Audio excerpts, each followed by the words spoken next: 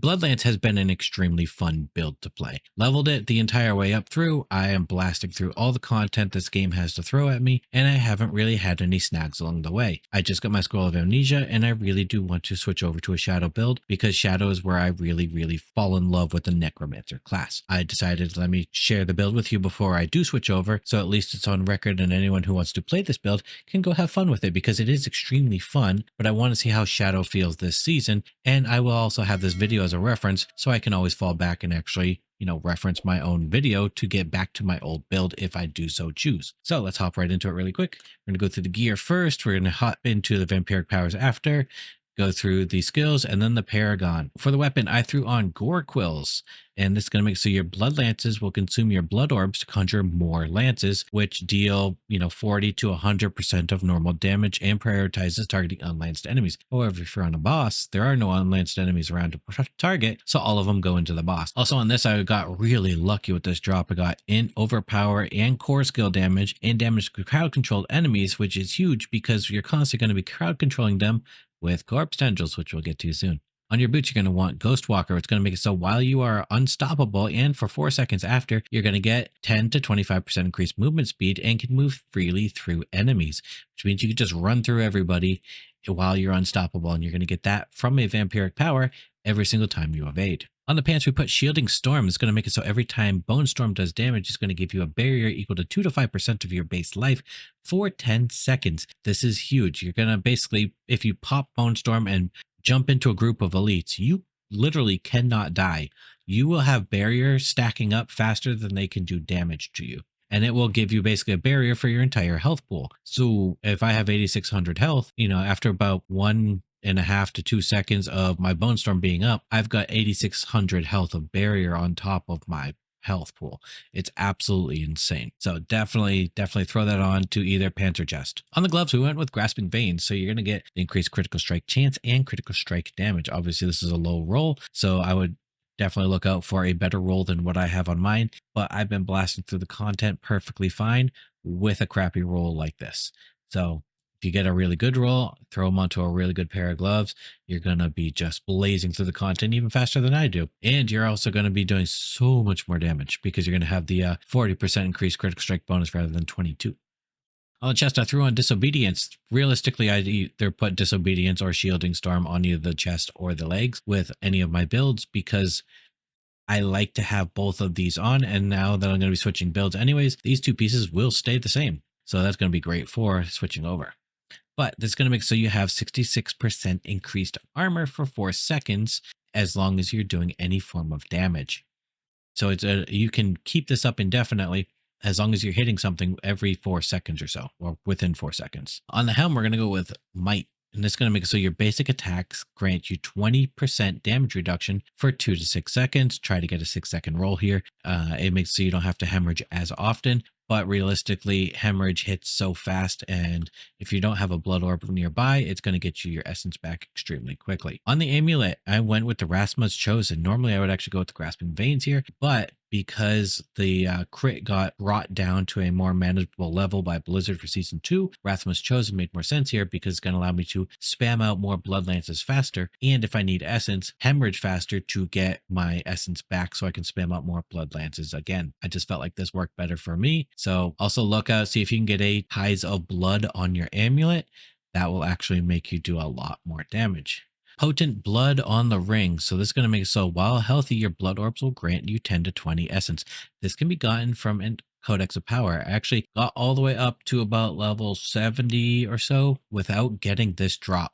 And then I actually ran the dungeon, got the aspect for it, and threw it on. So this is imprinted from the Codex of Power because I could not get this to drop. Lo and behold, about 20 minutes later, this dropped. But I was just so pissed off I didn't put it onto the ring. The final ring is Sacrificial. So your sacrifice bonuses are increased by 15 to 25%. So we are sacrificing our minions, which means we do need these sacrifice bonuses. Also, I just noticed I never upgraded the all res in my jewelry here. So make sure you actually upgrade your gems. I did over here, but I didn't do over here. So look out for that. Anyways, Vampiric Powers. So we're going to go with Ravenous. So up to a 20% chance to increase your total attack speed by 40% of your total movement speed for 6 seconds. My current bonus is basically 47%. That's a lot of attack speed for free. When you evade, you turn into a cloud of bats, becoming unstoppable for 4 seconds. The biggest part of this is you are inflicting all of them with Vampiric Curse. So Metamorphosis is huge because it also synergizes with Prey on the Weak. Prey on the Weak makes it so anyone who's inflicted with Vampiric Curse is also vulnerable, and you deal 16% increased damage to vulnerable enemies.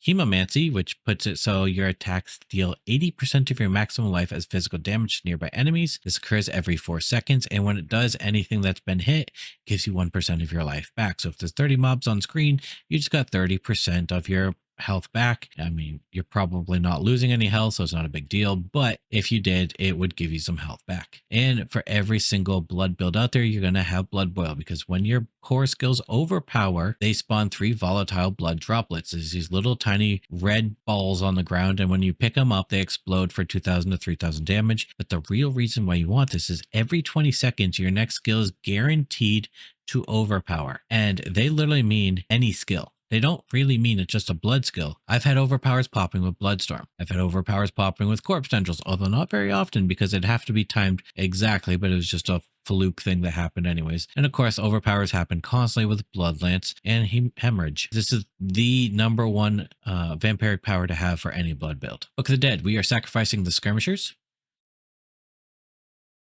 Bone Mages, and Blood Golem, because as we saw on the Vampiric Powers, more life you have, the more damage you're going to do to random enemies. All right, onto our abilities. So, skill tree first, Paragon second. Hemorrhage. Up into Acolyte's Hemorrhage, get 20% increased attack speed while healthy. You're constantly healthy, so you'll constantly have that. Max out Blood Lance, go up into Supernatural Blood Lance, so every 6 cast is a guaranteed overpower and spawns a Blood Orb.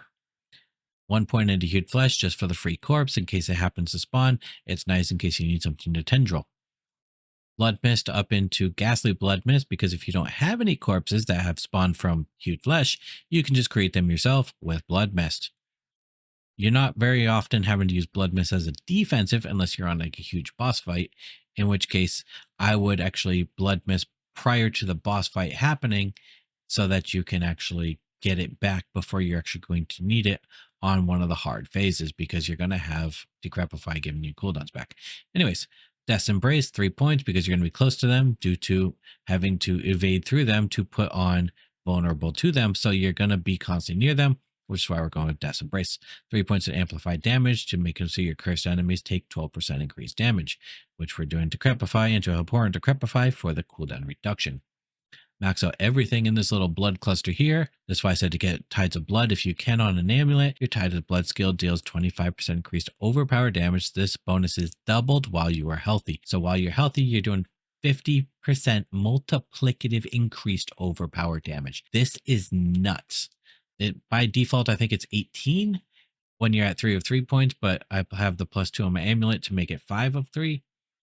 This is disgusting damage.